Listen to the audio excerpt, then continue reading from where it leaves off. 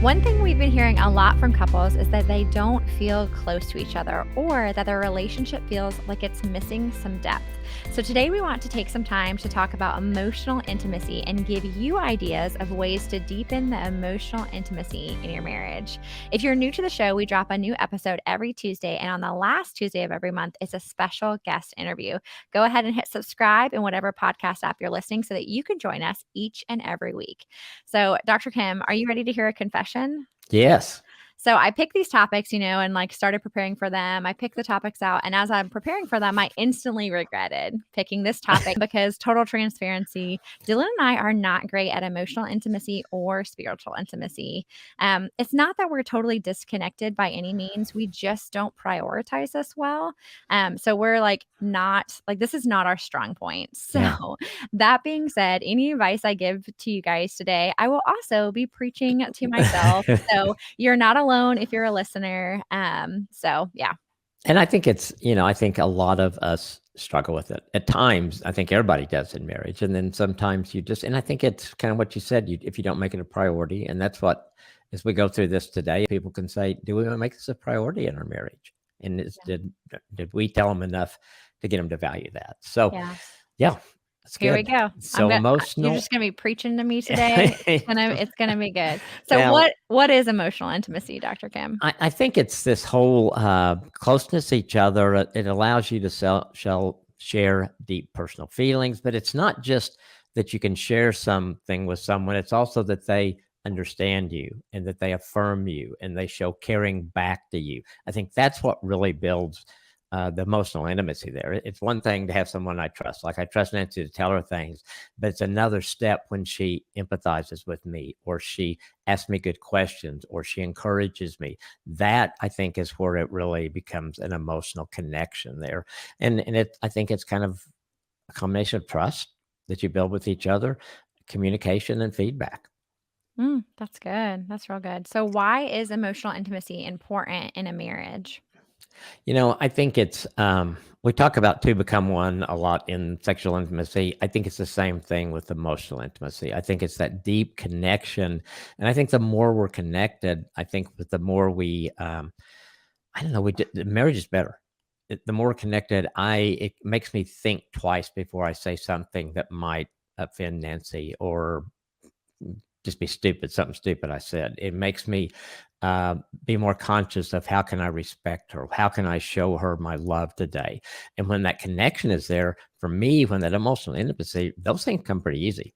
And when the emotional intimacy isn't there, because we react so much to our feelings, it's a lot harder for me to do that. Yeah, absolutely. And so I think the more intimate we get emotionally, the deeper that connection, and it goes all over our marriage. Yeah, that's so good.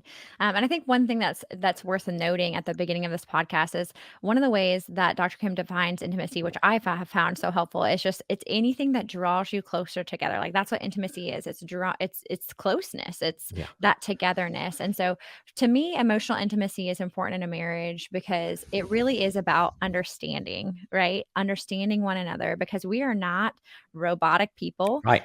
We are not just our behaviors. We are emotional beings. And so how can we be intimate with one another? How can we really know each other if we're ignoring our emotions? We have to, that would just leave you really, really misunderstood. If you don't understand what your spouse is feeling and the emotions that they're experiencing, you really don't understand them because we are emotional beings, even if we're someone who comes off as someone who's not as emotional. You still have emotions. It's whether you're displaying them or not. Yeah. And I think when you have that safety within a marriage context like God designed it, I think it gives you hopefully the freedom to explore those emotions and to see, why did God give me this emotion?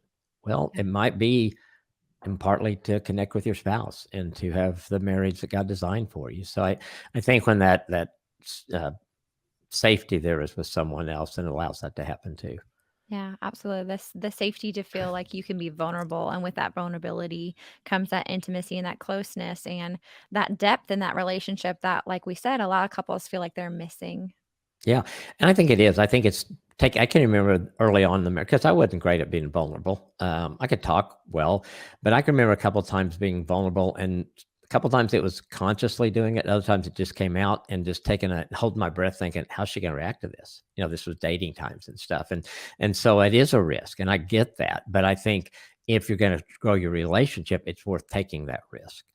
That's good. That's good. So does emotional intimacy come natural to some couples and not others in your experience? I think that's such a good question. I think it is there within us. And I think most of us probably had that at some point before we got married, that there was at some level there. I think the key is, do we continue to nurture it? And so I think it's in us, but I think we have to work at it. I think because of the world, our selfishness, all those kind of things, I think yes, it's naturally there, but we got to work on it. We've got to actually respect our spouse. We've got to take time to enjoy being together. We've got to make that time to laugh together and share memories and share common interest and the physical closeness. We have to take those steps to nurture that and watch it grow. Yeah, absolutely. I agree. I think when you're first dating in that very like lustful like season where you're just super attracted to each other, you're so interested in each Yes. other. And Yeah. so that's what like makes that intimacy a little bit more natural. But I think it really is the keeping and the continuing to grow emotional intimacy that is a tricky part because it is hard work knowing someone. You have to pay attention. It takes work to be intimate. The problem is we get lazy and we get busy, Yeah. and laziness and busyness are going to block your intimacy. So we have to fight against those things. No, absolutely. And because they are going to be there, the busyness of life is not going to go away. We just have to learn how to manage it in a better way. Yeah, absolutely. I think too, in most couples, what I see in the longevity of their relationship is it usually comes a little bit more natural to one of the spouses and not both. For whatever reason, I feel like God brings people who are really different together. And so Yeah. that's usually what I see. I think it's really rare to have both be naturally, emotionally intimate, like in the longevity of their relationship. I think that's true. And I think generally we think of it being the wife that is, but I've Mhm. seen many situations where it really is the husband that Yeah, that me that too. is that. And I think too, we talked about, I think most couples do this pretty well before they get married or they wouldn't get married. And I think a lot of that falls on us as guys, because when we're pursuing you, we are all the stops. We'll sit down and listen to you for 3 hours. Well, do you do that if your wife needs to talk 5 years into marriage? Not that you have to sit down for 3 hours, but I mean, I think it is. I think a lot of times the guys, we don't value it as much going into marriage. We value it to connect with her, to get her to love us, to get her to care for us, to get her to say yes, all those kind of things. But then it's like, I don't know why, because we at that point you think it's so good. I just asked this person to marry me. I am so in love with this person. You get married and you go, you want 5 minutes? How about Thursday at 10:15? Mm, yeah, We yeah, don't that's do it hard. well. Yeah, absolutely. So, what does a lack of emotional intimacy end up like looking like and feeling like in a marriage when we ignore this part of our I think marriage? there's times you'll just feel like you're alone. That you're kind of the person's there, but you're just kind of existing with them.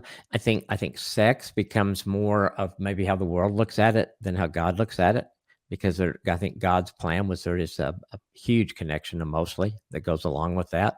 And so I think we can fall in the trap of sex becomes kind of mechanical or just physical without any of the depth to it that I think God designed it to be. And so I think those are things that I would say are red flags. If you're feeling those things in your marriage, then probably emotional intimacy needs to be looked at and needs to be worked on. Yeah, that's good. Yeah, I think it feels like surface level, like, lacking that depth like we've been talking about. But maybe it also feels like you don't really know your spouse or they don't really know you. Or I think one kind of like red flag would be, or like an example would be your spouse often misjudges how you feel or what you Mm, meant. Which, if we're being honest, like that really sucks, especially when our spouse gets us wrong in a negative way. But it really hurts when our spouse gets us wrong. And I think the reason that hurts so much is because our spouse is supposed to know us so intimately. So that when yeah, they misjudge us because we don't we, sure. we lack emotional intimacy, like oof, like that's painful because it feels wrong.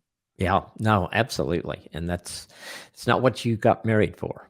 Yeah, definitely. So I think if you're constantly feeling misunderstood or like you misunderstand your spouse, like your spouse is always like, that's not what I meant, or that's not how I feel. Don't tell me how I feel.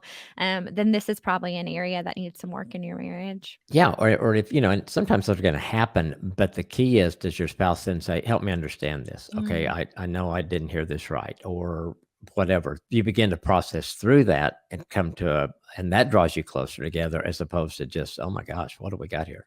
Yeah, definitely. And you make a good point because even a really emotionally intimate, like close couple is going to misunderstand each other Yes. sometimes. Like that's going to happen. But is it happening all the time? And yeah, are you seeking to understand when it does happen? That's the difference there. That's what you wanna look for, and honestly, there's times that Nancy and I still go through that. I mean, it take like I say all the time, you don't get to know everything about somebody in a lifetime, so Mhm. why are you bored in your marriage? Get to Mhm. know that person.